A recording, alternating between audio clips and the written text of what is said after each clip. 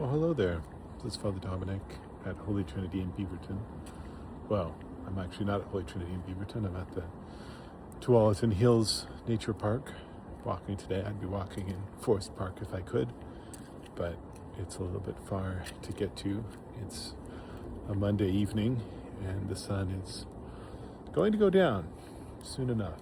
So here I am, and I'm very glad to be here. Give me just 1 second. There we go. It's a little bit more crowded than Forest Park is.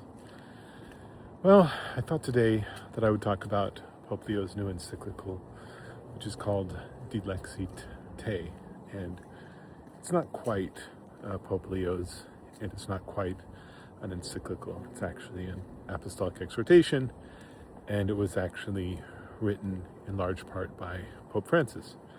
But of course, when Pope Leo became Pope, just like when Pope Francis became Pope, he took up the writing of his predecessor and made it his own. And obviously, Pope Leo has contributed some sections to this beautiful document himself. This is very clear. But it's a sort of a collaborative effort between the two of them, talking specifically about the poor and about our attitude towards the poor, as in fact Deacon Brett was talking about this last Sunday, and we've been hearing in the gospel as well. So it's something that's worth thinking about and talking about, and I thought I would talk about it just a little bit today, talk about my impressions as I read it over this weekend. And I think it's a really beautiful document. I really recommend it to all of you to read and meditate on, pray with. It's something that we do need to think about and that we need to be aware of. But I think more than anything else, not so much thinking about the poor, which sounds a little bit patronizing perhaps, or othering maybe, who are the poor. And the encyclical is very clear to say that there are different types of poverty. There's not just material poverty, there's also sort of the poverty of spirit. There's certainly a lot of spiritual poverty in the West, and other types of poverty, poverty of education, a poverty of opportunity, a poverty of not having peace, of having lives that are disrupted. But like I say, to me, the most important thing with an encyclical like this and with any of these things is to think about ourselves. And not even ourselves, because that collective can get us away from thinking about myself in particular. And that's really the most important thing to think about and ask myself about. And so for me, the reflection really becomes, how does this apply to my life? How does this apply to me? Makes me think about the Carthusians. I love the Carthusians. They're an incredibly rigorous order of monks. They only talk to each other once a week. They live very difficult, very hard lives. Were founded up in the Swiss Alps. There's a beautiful movie about them called Into Great Silence, and it was quite a hit a few years back. But the Carthusians have this practice among many that they have of not changing anything. So what they ask about everything in their life is they ask, is it necessary? Is it necessary? And I think that's a beautiful question for us to ask ourselves about everything in our lives, everything that we have. Is it necessary? In the letter, Pope Leo talks about St. Augustine, obviously, who's his patron as an Augustinian. And in his reflections on St. Augustine, he talks about how St. Augustine says that in some sense, the material things that we have can be a stealing from the poor. And that sounds strange, and that's not the way that we would think, especially as sort of free market oriented Americans. But that's the way that the saints taught. That's the way that the saints thought. That the things that we have that are not using, the things that we have that are not necessary for our life, the things that we have that are superficial, well, they don't belong to us. They belong to the poor. Everything that we have has been given to us as a gift. It's not ours by right. It's been given to us to use. We're going to have to hand it back. We're going to have to make an account of it one of these days. Like that gospel that we read, which Father Bill commented on, that was talking about the steward. And the moral of the story in Jesus's parable was to make friends with dishonest wealth so that when it fails you, you may have treasure in heaven. That's the invitation of Christ, that we should be using all these material things that have been entrusted to us as stewards. They're not ours. They don't belong to us.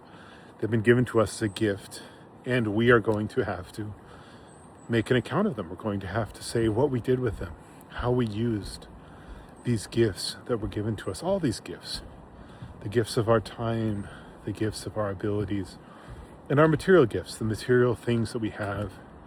If I have superfluous material things, who do they belong to?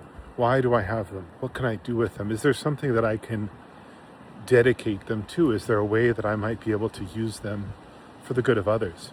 It's not to say we can't have things and we can't use them well, but we should be asking ourselves, how are we using them? Are they necessary? What can we do with these things that have been entrusted to us? For a long time, I've loved the philosophy of minimalism. And of course, I was a religious for many years. I had only a cross. It was my only possession in religious life. And so when I left religious life, I tried in some way to maintain that spirit, to maintain a spirit of minimalism, not having superfluous things.